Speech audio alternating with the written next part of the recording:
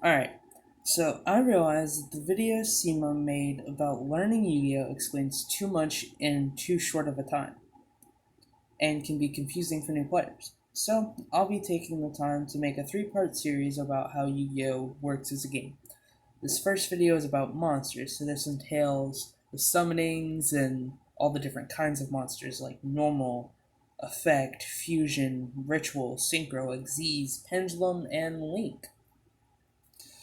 Normal summoning is when you take your monster and you just put it in face up attack position with no requirements, none of that.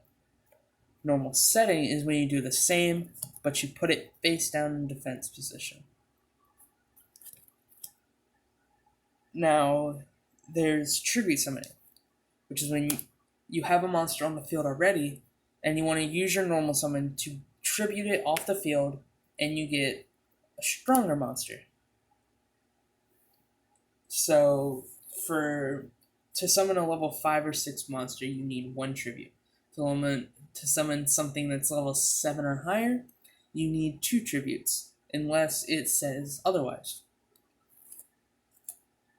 Then there's also special summoning and flip summoning. Neither of these count towards your normal summon that you only get 1 of a turn. Flip summoning is when you take a face down monster that you already had face down and you flip it face up. That means that if it's a flip effect, like this card, it says flip. You can return 2 monster cards from the field to the owner's hand. Meaning when it's flip summoned, if your opponent has 2 monsters on the field, you can send them back to their hand. But then there's this other effect monster, No Penguin, whose effect is whenever it's in the graveyard and you activate the effect of a penguin,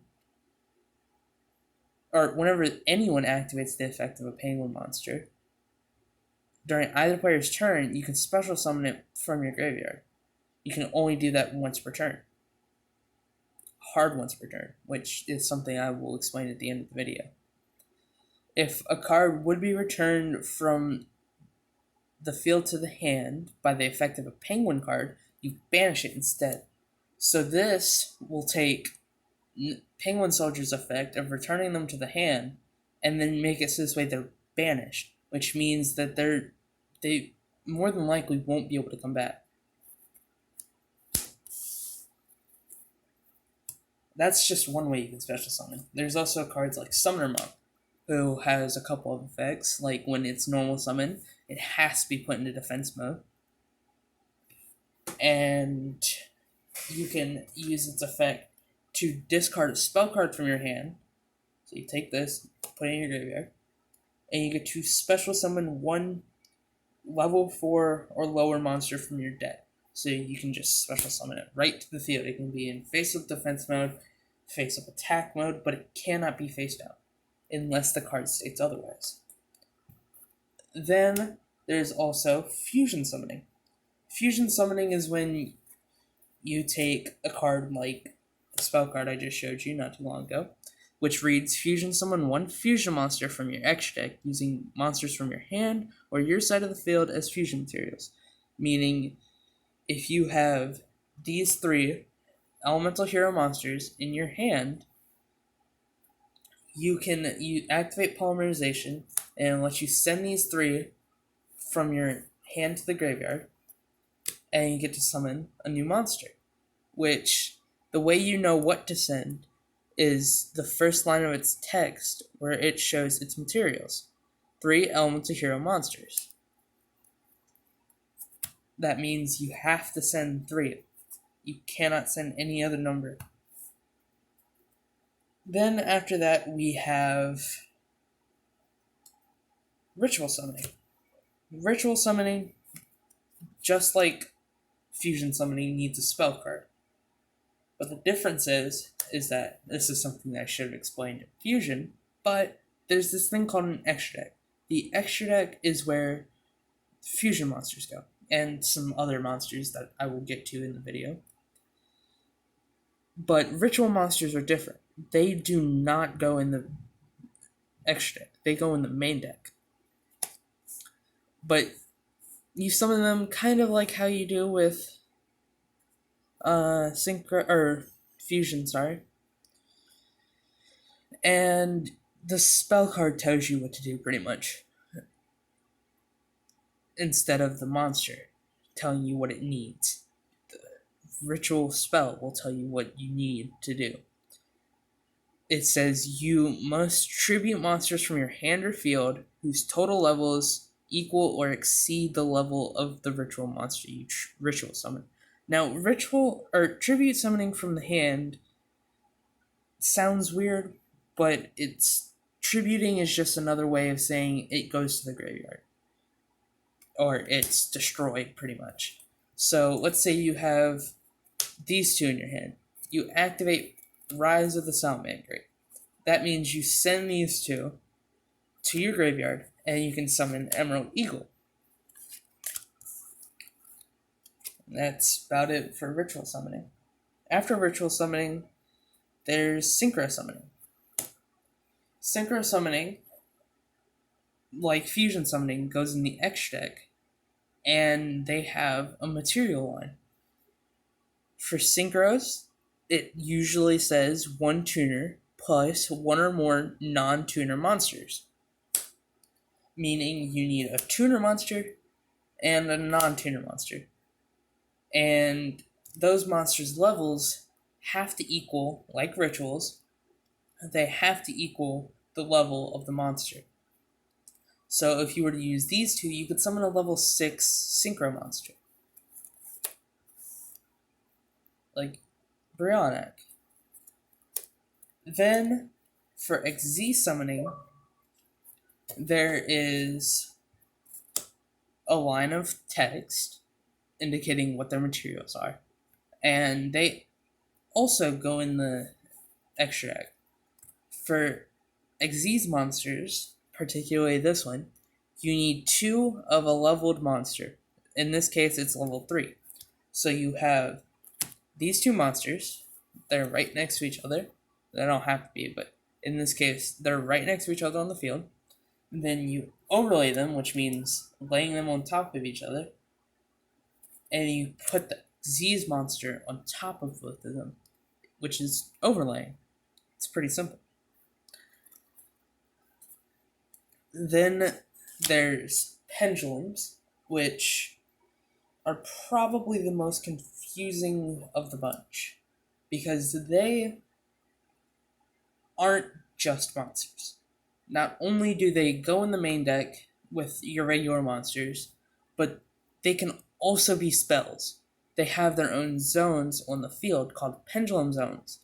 They're also spell and trap zones. So if you have a spell in your pendulum zone, you cannot activate the pendulum monster. But let's say you don't. Let's say it's your first turn. This is your first thing you do. You activate your scale, which means you take these numbers under the crystals, and any number in between those two, so for 1 and 8, that's 2 to 7, you can pendulum summon if they're in your pendulum zone. Any monster that is between 2 and 7. Or 1 and 8, so anything that is 2 to 7. And then if a pendulum monster is destroyed, unless the card says that it goes to the graveyard or it goes to the banish pile, it goes face up in your extra deck. So instead of like all your other cards that are face down, it would get put on top of it face up, which means that it can be pendulum summoned again. But if it's from the face of extra deck, it has to go in an extra monster zone, which those were added because of link monsters, which is our next topic. And they used to be where you had to summon all the different kinds of extra deck monsters that I've shown to you, but now you don't anymore. Because that's just how the rules changed for Yu-Gi-Oh! But link monsters. Link monsters are monsters that have arrows, They don't have defense points, and they can't be put into defense mode. They also have a material line, as you can see there. So let's say you had 2 monsters on the field. None of them are link monsters. You take those 2, and you summon a link monster into your extra monster zone because that's where it has to go. And those arrows tell you where you can put another link monster. So if it's pointing up, it's pointing at your opponent's field, meaning they can summon a link monster to that zone. So let's say you had this on the field, and you get another monster. Maybe you use Monster Reborn or something. Then you take those 2. See how it has 2 arrows? That has no arrows. That means it's 3 monsters in total, or it can be. That means you can summon a Link 3 monster if the monster says 2 plus 2 plus. If it says 2 plus, you can use 1, 2, or 3. But the Link rating, which is where the defense points would be, has to equal, in this case, 2. And you have to use something else. They can be anything else. But you cannot go over that link rating. And then that's it for summoning and stuff. Then there's hand traps and quick effects and things like that. Hand traps come in a multitude of different things. These are 2 really big ones. So Ghost Ogre, let's say you have your Xyz monster on the field. It activates its effect, which means you have to get rid of one of its materials that it had under it, and you activate its effect, which means you send 3 cards from the top of your deck because that's what it does. It'll gain attack points from that. Then your opponent activates Ghost Ogre, which is a quick effect, meaning it has priority over effects that aren't quick effects. There's this fan term called spell speed, which I will go into in the next video when it comes to spells and traps. But this quick effect is whenever an opponent's monster activates an effect that is on face up on the field, or if a spell or trap that was previously face up on the field before it activated its effect activates its effect, you discard this card from your hand and you destroy that card. Then you have Nibiru. So let's say your opponent pendulum summons 4 monsters. 1, 2, 3, 4.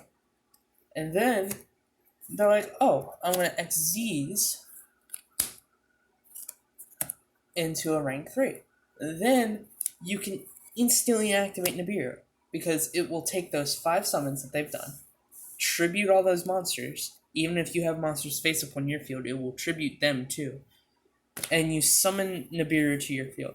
And then it gives your opponent a token monster. Token monsters are monsters that are monsters, but they aren't.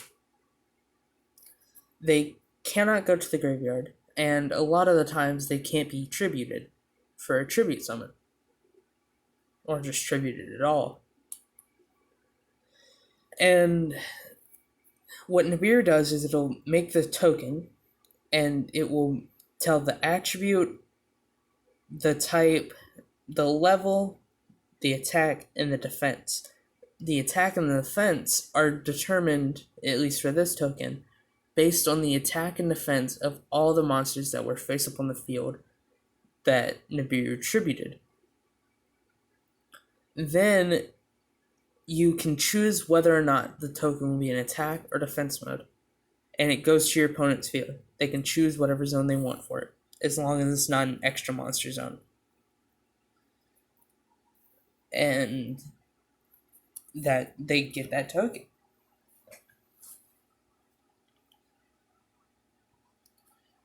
Now, this is the easiest way I can explain all this. It's very crappy quality, I can tell.